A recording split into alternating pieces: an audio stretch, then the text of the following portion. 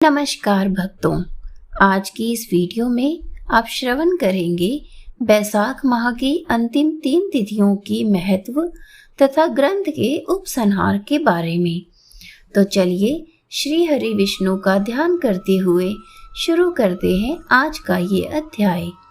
श्रुतदेव जी कहते हैं, हे राजेंद्र, बैसाख के शुक्ल पक्ष में जो अंतिम 3 त्रयोदशी से लेकर पूर्णिमा तक की तिथियां हैं, वह बड़ी पवित्र और शुभ कारक मानी गई हैं।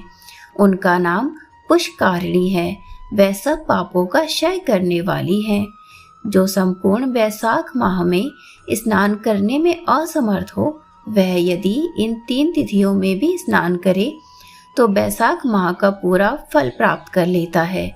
पूर्व काल में बैसाख माह की एकादशी तिथि को शुभ अमृत प्रकट हुआ था। द्वादशी को भगवान विष्णु ने उसकी रक्षा की। त्रयोदशी को उन श्री हरि विष्णु ने देवताओं को उसका सुधा पान कराया। चतुर्दशी को देव विरोधी दैत्यों का संहार किया और पूर्णिमा के दिन समस्त देवताओं को उनका साम्राज्य प्राप्त हो गया।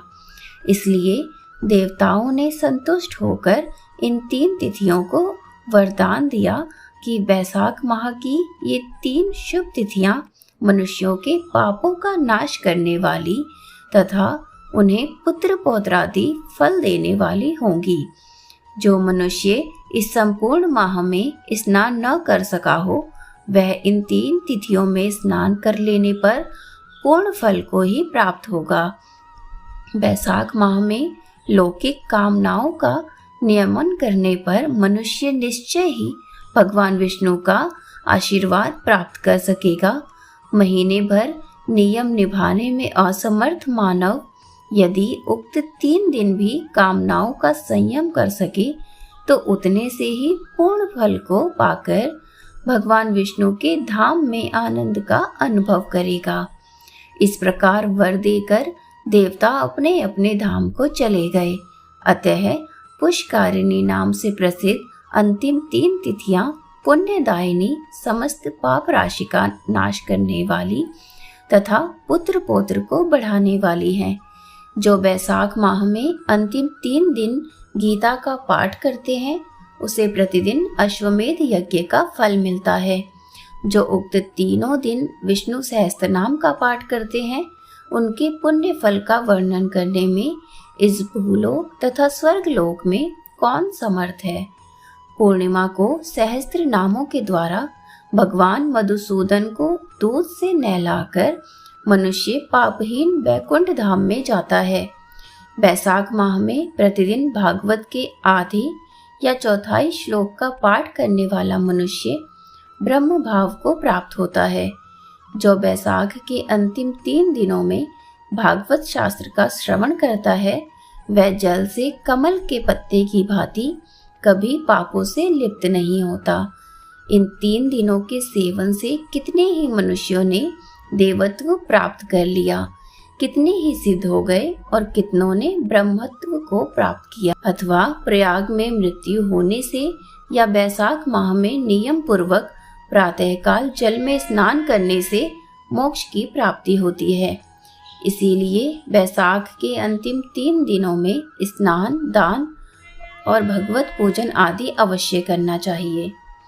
बैसाख माह के उत्तम महात्म्य का पूरा वर्णन शोक रोग से रहित जगदीश्वर भगवान नारायण के सिवा दूसरा कौन कर सकता है। तुम भी बैसाख माह में दान आदि उत्तम कर्म का अनुष्ठान करो। इससे निश्चय ही तुम्हें भोग और मोक्ष की प्राप्ति होगी। इस प्रकार मिथिलापति जनक को उपदेश देकर शुद्धदेव जी ने उनकी अनुमति ले वहां से जाने का विचार किया। तब राजर्षि जनक ने अपने अभ्युदय के लिए उत्तम उत्सव कराया और शुद्धदेव जी को पालकी पर बिठाकर विदा किया। वस्त्र, आभूषण, गौ, भूमि, तिल और स्वर्ण आदि से उनकी पूजा और वंदना करके राजा ने उनकी परिक्रमा की। तत्पश्चात उनसे विदा हो महातेजस्वी एवं परम यशस्वी शुद्धदेव जी संतुष्ट हो प्रसन्नता पूर्वक वहां से अपने स्थान को चले गए। राजा ने बैसाख धर्म का पालन करके मोक्ष को प्राप्त किया। नारद जी कहते हैं, हे अम्बरीश, यह उत्तम उपाख्यान मैंने तुम्हें सुनाया है, जो कि सब पापों का नाशक तथा संपूर्ण संपत्तियों को देने वाला है। इससे मनुष्य भक्ति, मुक्ति, ज्ञान एवं मोक्ष पाता है। नारद जी का ये वचन सुनकर महायशस्वी राजा अम्बरीश मन ही मन बहुत प्रसन्न हुए। उन्होंने विश्व जगत के व्यापारों से निर्वत होकर मुनि को साष्टांग प्रणाम किया और अपने संपूर्ण वैभवों से उनकी पूजा की।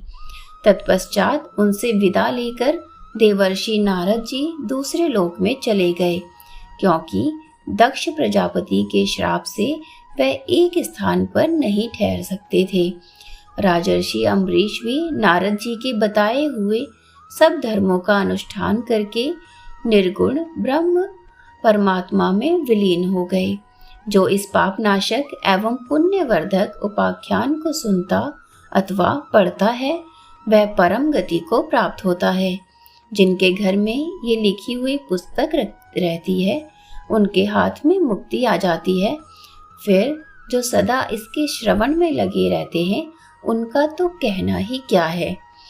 बैसाख माह में भगवान विष्णु की कृपा प्राप्त करने के लिए इस महीने में सूर्योदय से पूर्व स्नान जरूर कर लेना चाहिए।